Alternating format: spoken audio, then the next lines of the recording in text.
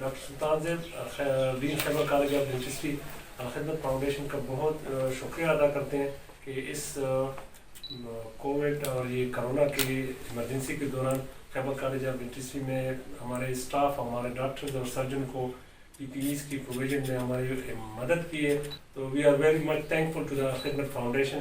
Professor doctor Mohammad Saleem, associate dean post graduate Khyber College of dentistry.